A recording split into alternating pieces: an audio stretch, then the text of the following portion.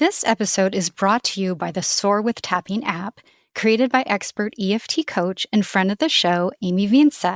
If you're navigating anxiety, trauma, or just trying to feel more grounded, tapping is a powerful science-backed tool that can help calm your nervous system and gently release the emotional weight you've been carrying.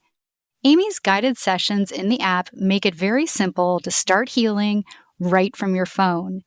Visit the Soar with Tapping app in Apple or Google Play stores and start your journey towards freedom.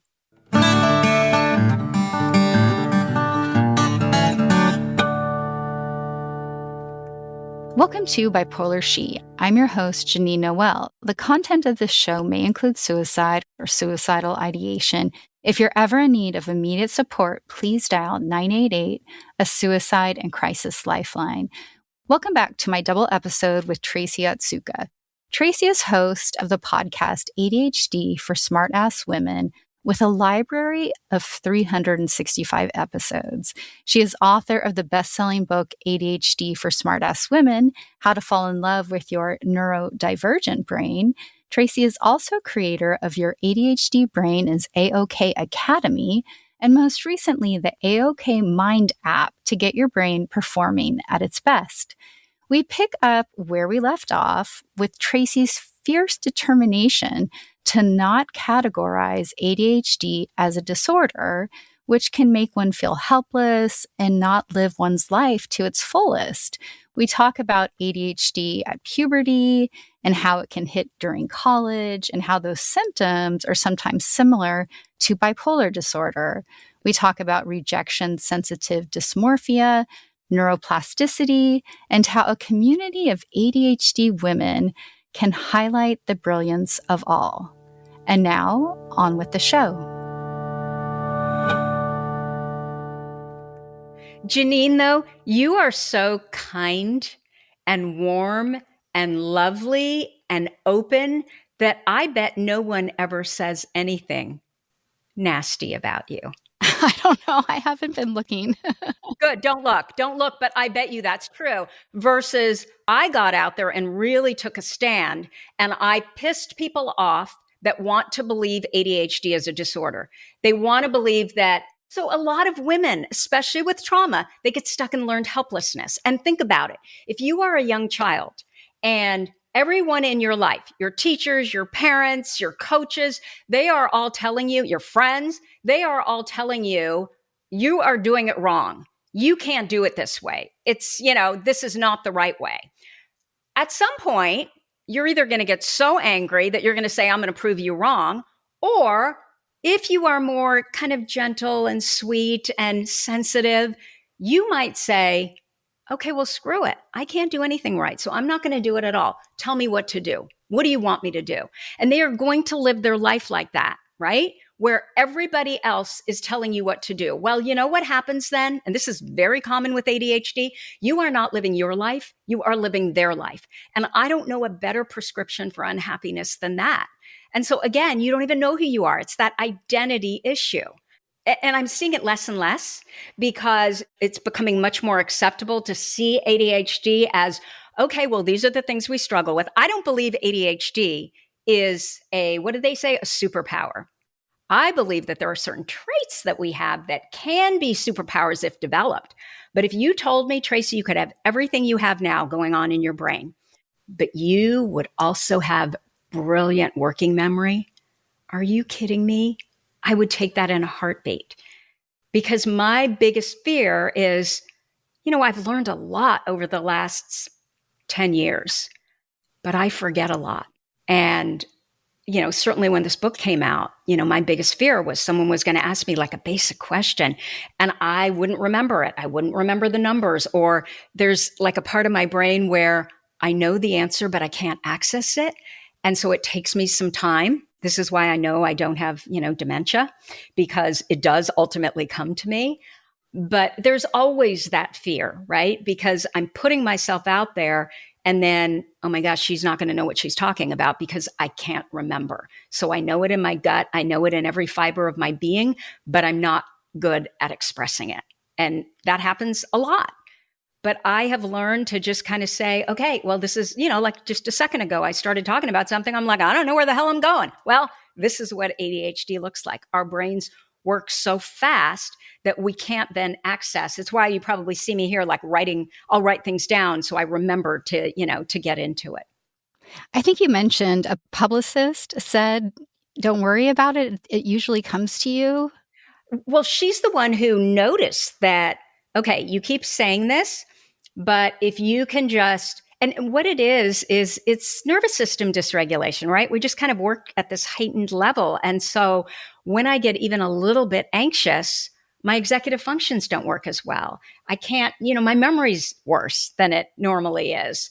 Yet there are certain things that happened earlier in my life before puberty, I can remember perfectly.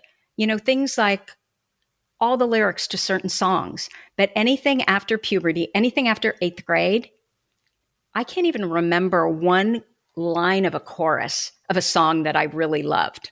So it's really interesting, I mean, you talk about acting. So when I was younger, before 8th grade, I was the lead in all the English speaking plays, but also the German speaking plays. After 8th grade, I could no longer do it. And I always wondered why. Like, how could that even be? Well, it's estrogen and dopamine. So my brain, and one time I was on Ritalin, the first time I took it, and I was trying to memorize a speech that I was supposed to give.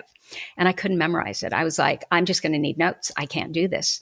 And I popped that one Ritalin. I got in my car. I'm driving home. We kind of live close to each other. So my psychiatrist was in Berkeley, and I just went to Costco, which was right there, I think, in Berkeley too. And then I got in my car up to Sonoma County. So that was quite a drive. I don't know, maybe an hour and 15 minutes, maybe. And I literally went through that speech 5 times and I nailed it. The medication never worked again. So I know there is something in my brain that, if I could find the right medication, if I could find the right whatever, it's all in there. It's just, and that's part of ADHD, that consistent inconsistency. We don't ever really know, okay, when is my brilliant brain going to show up versus my not so brilliant brain? The big thing for me is when I feel comfortable, right? Again, that's environment, right? I know that when I'm talking to you, it doesn't mean it won't happen here, but I know that when I'm talking to you, there is something about you that is, first of all, you're very different than I am in terms of you don't speak really fast. You're very measured. That's why you went to Dartmouth and I didn't. And you seem somewhat linear, but you're also very calm. And so your calm is it's just a good environment for me. Versus if I am, let's say, being interviewed by someone who, is just really fast and there's no relationship and I just feel like, I'm on. That's when I struggle the most. But not always, which is what makes it kind of anxiety producing, right? You never quite know, okay, how's this going to go? Sometimes really, really well, sometimes not so well, but I've just learned to say, you know what? That's just my brain. And so instead of hiding it, this is kind of along with what you're saying about, not hiding our disorder, but really being open about it and showing people this is what it looks like, for my ADHD so that they can have a better understanding. It's not that, I'm stupid. I don't know what it is that I'm talking about. It's just that sometimes my brain doesn't cooperate. You have worked very hard to normalize ADHD, which I think is fantastic. And I just, I have to interject. I don't know how calm I am because I have two cheat sheets up here of questions to ask because I was feeling the same way. Like, oh my God, this is all going to go because my brain has slowed down. Some of it is medication, definitely. Some of it is age, but I'm like, oh, I love that little person. But what if we double down on that, right? Because even that, and I think where people get upset at me is that I just can't help be the biggest optimist. And that's usually kind of an ADHD quality. And I believe that my biggest mission in life is to deliver hope to people who feel like they're lacking in hope. And so even that, because I can relate to that. Like everything is slowing down. Things were easier even after puberty. Like when I was, I got through law school, graduate law school. I don't know that I could do that today, but there's so much more wisdom and knowledge that I have today that I didn't have then, that I don't know, maybe I'm still ahead, My attitude is, okay, if you can't remember anything, just make sure each day you show up and you're nice. Yeah. Yeah. And you won't leave anything to question, just one Yeah. day at a time. And I think today that's even more important, Yeah. right? Even more needed. Yeah, absolutely. How else do we go on? Yeah, it's interesting that, if someone is confused or not sure what they have, the ADHD traits, they are really similar to bipolar. But you've been outspoken about the bipolar issue too, with women getting misdiagnosed, being put on bipolar meds, becoming suicidal, having it be so far from who they actually are. And so I find that interesting. But at the same time, that like intensity, impulsivity, like racing thoughts, a lot of it does come off as hypomania. There's a similarity there. So it's been interesting to listen to your ideas about that and misdiagnosis. Well, and it's crazy to me that, so I think it was Roberto Olivardia. I think that's his name. I think he teaches at Harvard, and he really knows ADHD and bipolar disorder. And his comment is, if you have if you have bipolar disorder, especially since 70% of people with bipolar disorder have ADHD, you should absolutely be tested for ADHD. And as you said, you kind of think of as ADHD as a lesser than bipolar disorder. So before you give someone lithium, why wouldn't you check it out? And especially where I have heard these stories over and over again is young women in college. So it's common knowledge that when you go to college and you have ADHD, your first year is usually a shit show, unless you already know then what you're super interested in. Like I almost flunked out of college. And I had a lot of scaffolding, from my parents before I left. I was very sheltered. And so all of a sudden I go to college, and not only do I have to go to school and get good grades, but I have to make sure I'm fed. I have to make sure that my laundry is done. I have to create this whole new social group. I mean, a lot of times that is really a struggle for women with ADHD. So if they start getting really anxious and they start getting depressed, so depressed that they become suicidal, I just don't understand. If you end up in a hospital, why wouldn't you look at ADHD as well as bipolar disorder, since the symptoms are so similar?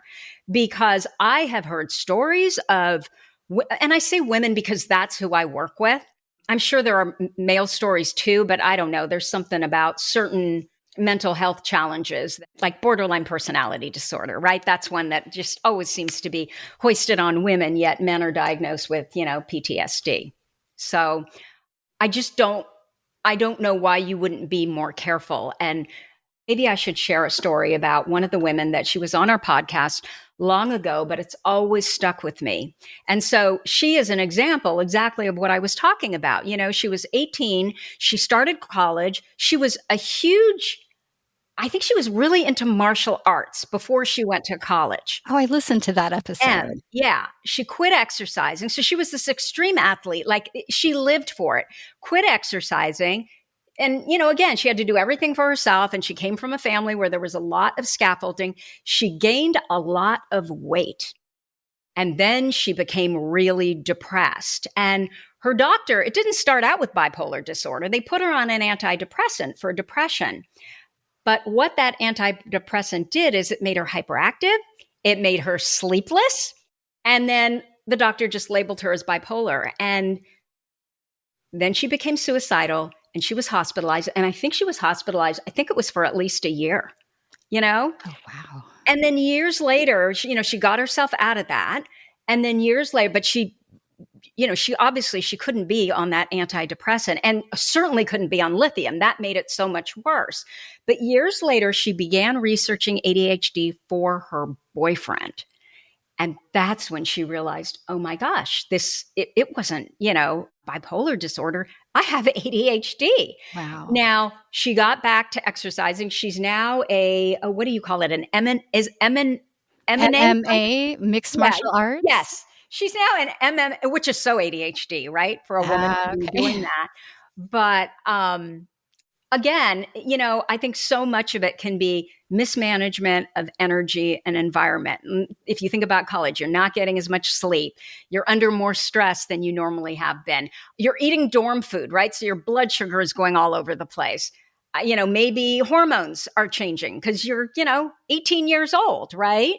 And then you've got the lack of movement, you've got no structure, overstimulation, and then giving yourself no recovery time. Like, it makes sense that you would have mental health challenges. Absolutely. And that's a time when mood disorders show up too. So Yeah, this is confusing things. right. It does Exactly. make parsing this out difficult. Yeah. And I do believe, of course, that I don't care what you do. When you have someone who's suicidal, you have to do whatever you can to stabilize, right? And so I absolutely understand what doctors are up against. But I think there's just this, instead of looking at, well, it's the biopsychosocial, right? The biology part, looking at, okay, are you exercising? Are you sleeping? What does your social structure look like? Do you have a lot of connection in your life? Like are you studying the right thing? Or are you like Tracy, where you decide that, oh, my dad's a dentist, so I'm going to be a dentist because they're going to call me Dr. Otsuka. Literally, that was the only reason I even cared about being a dentist. And then I got there, and you are now with the best people, so you're not the smartest one anymore. You actually have to study, and you don't know how to study. So it's this whole identity thing, right? I don't know who I am. I don't know what I'm supposed to do, but I know I can't do that. So I think all of those things play into each other and come together. And I know that when you went through this, nobody even really knew, right? You said nobody talked about mental health versus, oh my gosh. So I have two kids. My son is 23, Marcus. He's the one who started all this, ADHD and dyslexia, and does struggle, not anymore, but did, with depression. And then I have a daughter who just turned 27, and all of them are talking about mental health. Everybody they know at one time or another has had a therapist, and, they talk to each other about it, and the guys do too. So I just think it's just so much more healthy than, thinking you're the only one that's struggling with these things. It is. It's so much more healthy, but you may notice this as well in the ADHD community. There's sort of this older population where it's still very hard to talk about any sort of diagnosis like that, right? Yeah. There's like this 50 and up age group where we're still really nervous to go towards those subjects. So I am really grateful for that work and, the younger generations, but at the same time, there's still a handful of us. More than a handful. Yeah. But it's because, honestly, they haven't heard my work. If they heard my work, and I think that's what happens, they've gone their whole life just thinking they're defective, and they don't even know what their strengths are. People often cannot see it for themselves. And, that's kind of what I feel like is my mission is I can see your brilliance before you can see it in yourself. And if I can put you in a community where you start seeing the brilliance in everyone else, then all of a sudden you can turn the lens around and say, okay, well, wait a minute. If this woman's brilliant and this woman and I'm here, then there must be something about me too. And then be motivated to go look for it because, it's always there. There's a few more questions I have for you. And I guess I'm just taking things that apply to my life right now. But rejection sensitive dysphoria, you seem to be talking a little bit more about it on your podcast. It's something that I realize I've really struggled with. Like when I was in grad school, I would wake up every morning and I would think, okay, who have I pissed off? Who doesn't like me? Who doesn't like me? What, and that was my first feeling every day. Who doesn't like me? Who doesn't? And now I see it, I just see it. What a horrible way to wake up. I mean, that poor girl, Right. And I do it right now with a new job and I just worry my little head off. that people are thinking things, oh my God, that text message I sent, it had the wrong exclamation point in it. You know what I mean? Like, why did I do that? And I really struggle with that. And I know other people do as well, and some of them have ADHD, but I would love to let that go in my life. And perhaps the other topic is neuroplasticity, this kind of hot buzzword these days. So I guess, how do I get myself out of RSD and find some neuroplasticity within my brain? So I think you're absolutely right. The beauty of ADHD is that whatever works for ADHD works even better for someone who's, I'll say more neurotypical, but let's say someone who doesn't have ADHD. And you can understand, and I don't know a lot about, your childhood and, what went on, but my sense is that you didn't feel entirely safe. And often you felt judged and not heard, right? Not understood. And so no matter what you did, you kind of always felt like it's not good enough. Me being who I am is never going to be good enough. And so you can understand from that kind of, that little girl brain feeling that way, you can understand where rejection sensitive dysphoria comes from. And, that's basically just that you are very sensitive to rejection and to criticism. So you kind of become hypersensitive. And from that, we develop these perfectionistic tendencies, right? Where, well, if it's perfect, then I'll be above reproach and nobody will ever judge me. But the problem is we don't get better through. So then we end up in our head a lot, right? Because no, it's not perfect enough, so I can't release it into the world. And that's why just the beauty of you saying, you know what? I don't really know what I'm doing, but I'm going to do this podcast. And then learning along the way and realizing that, oh my gosh, I didn't die. So that in itself, that's what builds confidence. And so I think with the rejection, and I have a whole, in our app, in the online app stores, there's a whole section on rejection sensitive dysphoria. And I have this whole worksheet on the things that you can do to make it better. But a lot of it is just questioning, is that really true? And putting that pause in so your brain does, because it sounds like that might have been what happened. You woke up in the morning and neuroplasticity, right? You had trained your brain that the first thing your brain does is goes and looks for everything that's wrong with you. Oh, and my sense is that probably nobody felt that way about you. Maybe every once in a while you did something that, yeah, maybe if I could take it back, I would. But was that really true? That Right. people were upset, and so this is the deal, Janine. I mean, am I allowed to swear on this podcast? Yes, of course. We make shit up all the time that ultimately is not true, right? We think someone's mad at us, and then we find out, oh, no, they were just having a really bad day and they were grumpy. It had nothing to do with me. So because we make stuff up all the time that doesn't even prove to be true, why not make stuff up that actually serves us? So when you wake up in the morning and you start, in your head, this horrible thing that you supposedly did, well, what else could it mean? That I'm not perfect. Start looking for whatever you focus on, it's going to grow. So why don't we focus on the things that are going to grow in a way that actually serves you? Because if you're looking for all the negative stuff, guess what? You're going to find more negative stuff. But if you start your day looking for everything that is working in your life and everything that you're grateful for, I promise you, you are going to start seeing more of that. And if you start your morning like that, you've already primed your brain to go look for evidence of where other things have been working, right? So you'll be looking for that throughout the day. And then you're going to find more evidence on the stuff that is working, the stuff that you can be super grateful for. Because one of the other things our brains do is, we get like hijacked. And I can't remember what I was going to say. Here we go. I love this. What was I going to say? Our brains get hijacked. Brains get hijacked. The other thing you were going to say. Maybe I was just repeating myself, that our brains get hijacked by I'm just thinking you wake up in the morning and, the first thing, and can I say that I relate to this? So it's not like I'm some sort of Pollyanna. I literally will wake up, I'll say often, and at least once or twice a week, and I will literally feel like, ugh, this malaise. And I have to sit there and think about, well, why? And I can't come up with any reason.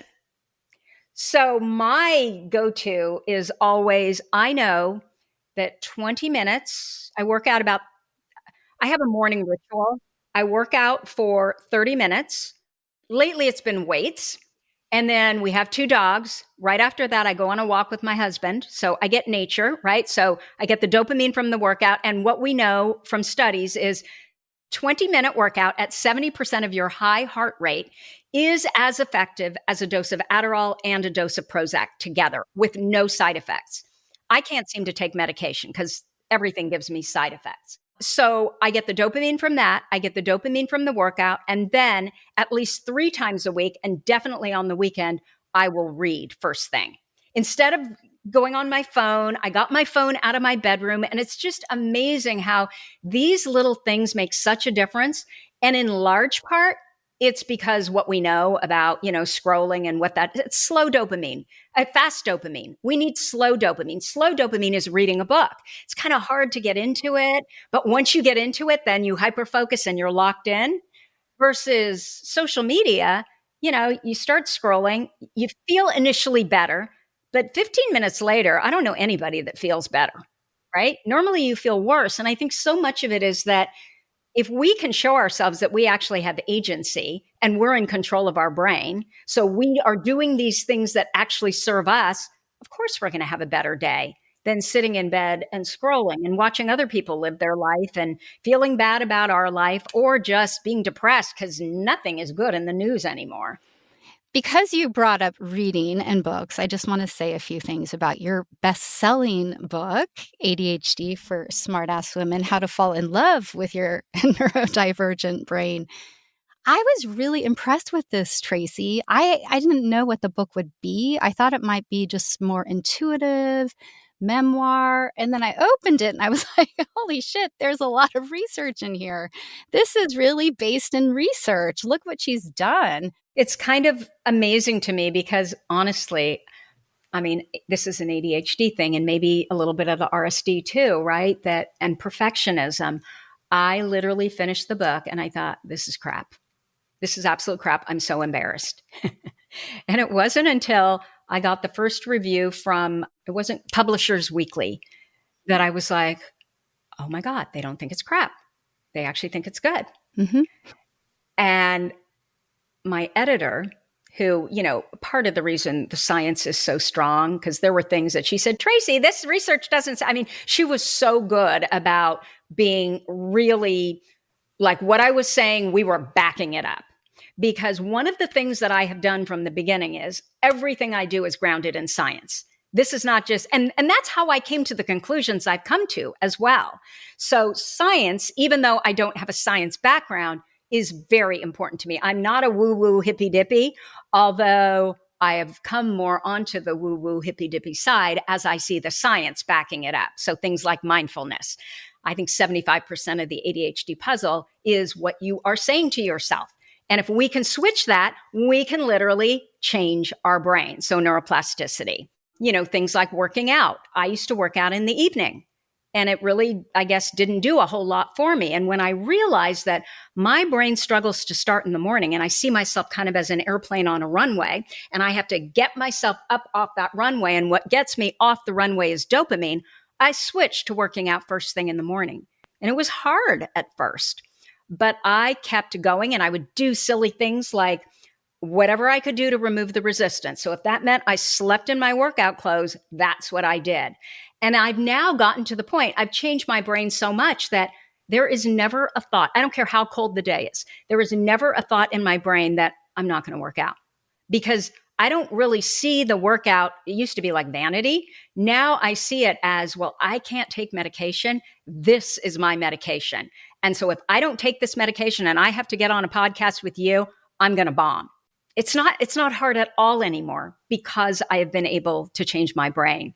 Tracy, this has just been amazing. I love hearing you speak about this. I love how direct you are. I know how inspiring it is that you're so open and honest about this. I don't like this question, but I'm going to ask it. So today, just for today, what would be something you would like to leave with our listeners today? Two things. Again, this really applies to ADHD, but I think it applies to everyone. We all have this rudder inside of ourselves. And when we are moving in a direction that serves us, we feel positive emotion. When we are not, we feel negative emotion. So whatever we're doing, if it generates positive emotion, do more of that. And whatever generates negative emotion, do less of that. I mean, it really is that simple. So, we go around looking for everybody else. What should I do? We want everybody else to solve our problems, yet we are the most capable because they have information about them. And so they can advise us based on their information about them, but they don't have the same information we have about ourselves. And when we are doing the right thing, we feel good. And so if you are in a state where everything feels bad, I think you need to start coming back to yourself and looking for what is even the smallest thing. I go outside first thing in the morning and I just sit there for 10 minutes. Do I feel better after I do that? If you do more of that. Like it's that simple.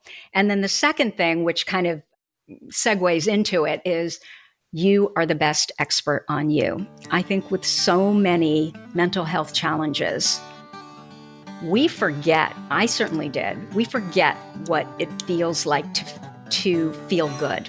So just pay attention. You are the best expert on yourself. Really pay attention to how you feel. Thank you for listening to our conversation. If anything resonated with you while I spoke to Tracy, please share this episode. I have a new iPhone, and seriously, I'm having trouble finding where to leave stars or write a review. But it's super easy to see the share icon with the little upwards arrow. So please do share any episode with someone who it may help. And as always, thank you for your support.